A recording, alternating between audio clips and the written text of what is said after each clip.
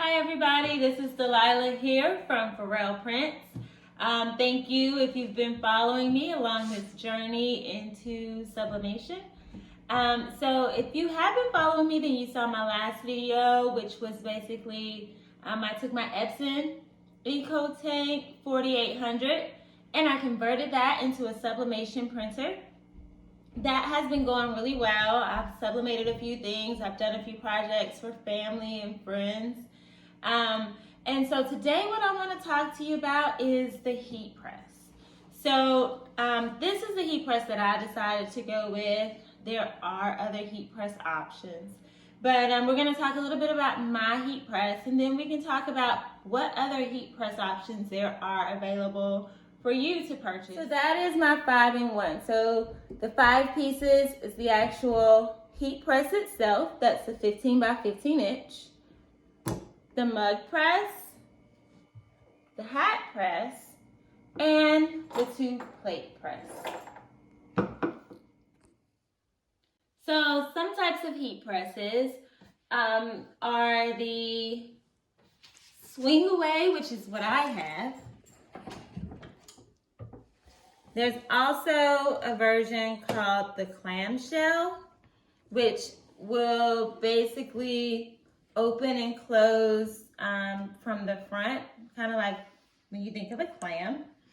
And then another version that I think of when I think of making shirts is the Cricut has the Easy Press. I think their Easy Press have different sizes.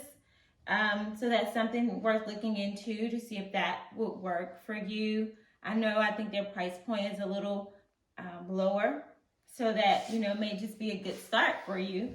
Another option is there's one that has like a sliding drawer on the bottom. I think that could be beneficial to some people if you're worried about burning yourself. And you slide it out, you put your shirt or whatever item you're sublimating at that time on the drawer, and then you can slide the drawer in to go under the heating component, and it keeps your hands safe. So now I'm going to talk a little more in detail about my Tusy Heat Press and the components that came with the heat press that I purchased. So again, this was the 5-in-1 Tusy Heat Press. I actually just purchased it on Amazon. So there'll be a link down at the bottom of this to show you which one I purchased. This one, again, is the swing away. So you can swing it to the right or the left. And of course, that's going to be backwards for you guys. If you're using let's start out by using this. If you're using the actual 15 by 15 heat press component, then you'll see that this side here has the 2 prongs, and then this also has, this is where it matches up. And then there's an indentation there, as well as here on the top, and I don't know, hopefully you all can see that. You would line those 2 parts up so that you're able to, there we go. And then you would also screw it in. That's how you're keeping it there. And then the top of the plate here also has a part. When I connect this, I actually allow it to swing around this way, and then I connect it in here. You can figure out what works best for you based on your setup. It may work better for you to come through and connect it. And then what that does is basically allows the arm to swing over. It allows your arm to swing over a little more. It gives you a little more room for that. So I'm going to go behind though, just out of preference. I don't really swing my arm too far in both ways. Oh, and so see guys, actually, this one goes to the back. See, I think one piece is considered the male piece, one piece is considered the female piece, and that's how you can tell if they go together.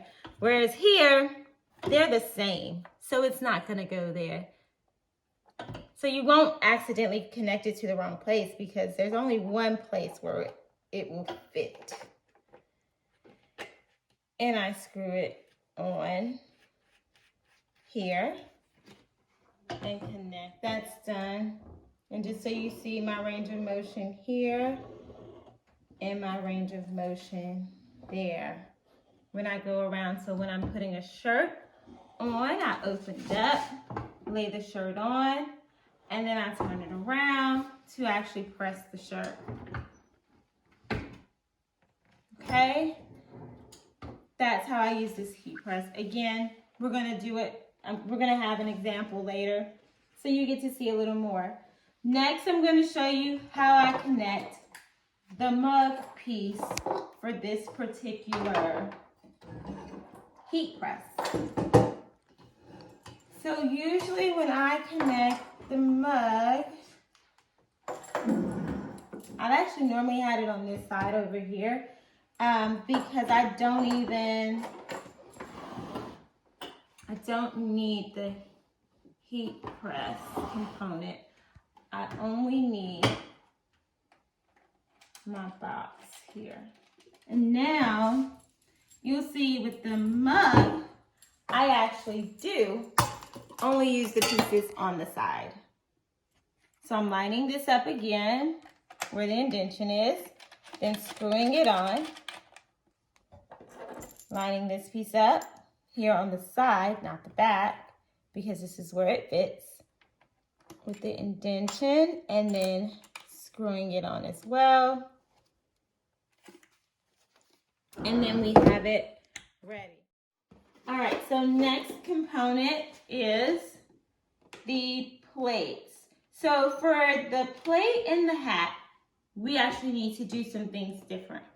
So I'll show you that in just a second. Okay, next we are going to put the hat press on.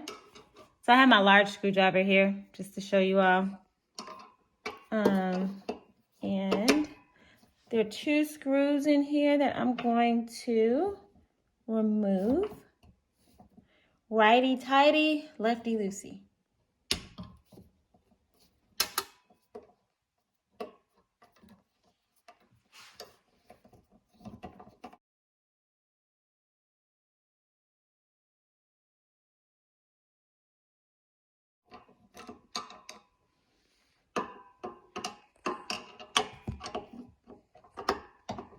You're gonna want a long handle on your screwdriver. So now that the screws are out, I'm lifting it up and it just removes.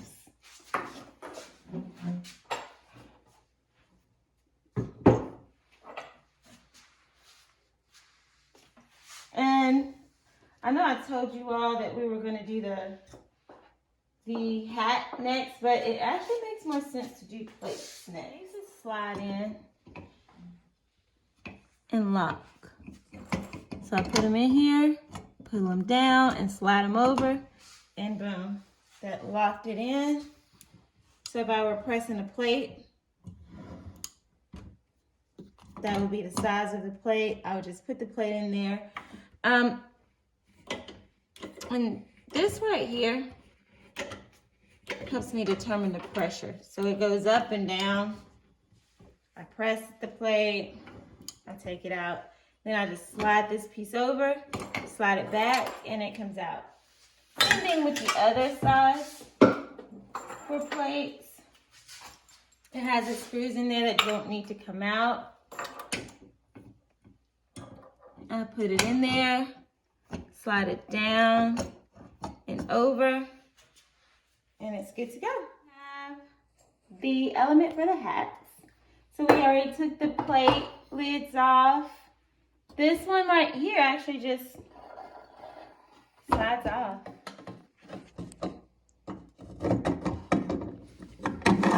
Slide this on. The screws here, we're gonna try to do this the same way we did the plates. Now, this is actually my first time doing this one. So what I'm doing here is I'm lifting this up a little more so that I can try to. So I'm putting this on the same way I did the plates. Put the screws in. And slide it up a little bit. Okay, so we had to raise this pretty high in order to get the swingy element to properly function for our hat component. But once we did, you see it here, and then I could just press the hat, lift it up, and my image will be on my hat. And now for the moment you've all been waiting for, or maybe you haven't, but whatever the case, we're actually gonna sublimate on a piece of polyester fabric. So when I first started with sublimation, before actually sublimating onto a t-shirt, which was the first item I did. The first item I did was a t-shirt. Before actually sublimating onto that t-shirt, I went out to my local craft store and I bought some like 2 yards of polyester fabric. And I wanted to test out my temperatures, my pressure, everything using my heat press, the ink that I had purchased, just to make sure my end product was going to be what I wanted it to be. Prior to actually sublimating onto a t-shirt that I had actually intended on giving to someone. So that may be something you want to do if you've not started yet. You may just want to start on a piece of fabric, which is a lower cost. I actually found my fabric on clearance when I went to my local store. So we're just going to sublimate our logo for Pharrell Prints onto this piece of fabric. So I'll show you everything that you need to do that. First, I do want to mention that when you're looking for your temperature settings, the paper that you purchase, so I use the sublimation paper. The paper that you purchase will actually provide you with the temperatures that you should use. I think I said earlier in this video that it will be provided by the item. The paper will have it. So for my polyester fabric here, I actually don't see it, but I've done it before. I've already tested it out. So I sublimate, my temperature setting is going to be 400 and my time is going to be 45 seconds. So I've already put my heat press back together. We moved it around to connect a couple of different things today, but I've already put it back together. It has the power connected, so I'm going to go ahead and turn it on. And I'm going to turn it on to, for my temperature setting, I want to set my temperature at 400. Okay, I have that set. And then my time, I want to set to 45 seconds. So now my heat press is working to get up to 400 degrees Fahrenheit. And once it's done, we're gonna go 45 seconds to get our sublimation printed image onto our polyester fabric here. So while this is heating up, because this is gonna take a while, and I want to give it a while, right? I want the entire heat press to be hot. So I'll let it, even once it reaches 400, I'll let it sit for a little while before I actually use it. I do want to mention to you that the user manual is super important. I should have started this video showing the user manual. However, it has a lot of valuable information about how to set up your heat press and different things that you will want to know. So read that prior to whatever heat press method you get. You may have Tusy, you may not, but you want to read your user manual for your heat press. All right, so the heat press is hot. It's at 400 degrees Fahrenheit, And our timer is set for the 45 seconds.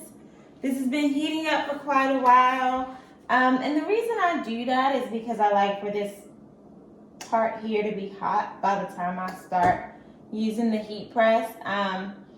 So again, this is just on a piece of 100% polyester fabric. I have our logo here that I've printed out. This is the heat tape I use. This is just ordered off of Amazon. The A-sub for my paper. And yeah, that's that. So I'm gonna spin this around. I'm going to put down, so I kind of sandwich this. This is my Teflon paper. There'll be a link for this as well. I use this whenever I'm using the heat press. So it's gonna be Teflon paper. And then this is parchment paper. What the parchment paper does is it protects my Teflon paper since I use these over and over again. If there is any bleeding of the color from the image, then it'll go onto my parchment paper. And then I'll do the same thing the other way. So I lay my garment down. Then I have my parchment paper again. And I have my Teflon paper. And that's that part. So now we're going to put it on the heat press.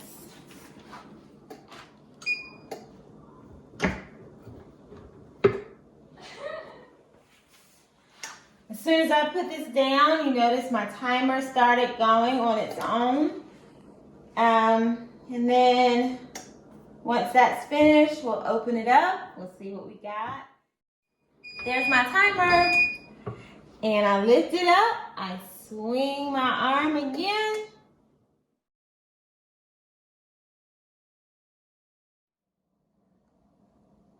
Finally, my review on my 15 by 15 Tusy 5-in-1 heat press. I will say I like the fact that I've been able to do all of the projects that I've set out to do with this heat press. However, my cons with it is it has a strong chemical odor that it gives off when it's heating up.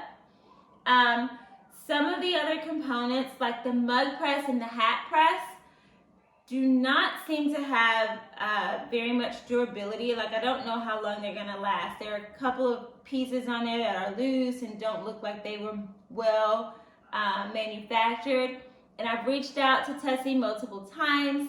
I've not gotten a response back about how to do a return or how to have the issue rectified. So the lack of customer service with them is the main reason that I would say I do not recommend this product. Although I've not had any huge issues with it as of yet, I'm still just beginning with it, and I just don't expect to have long-term durability.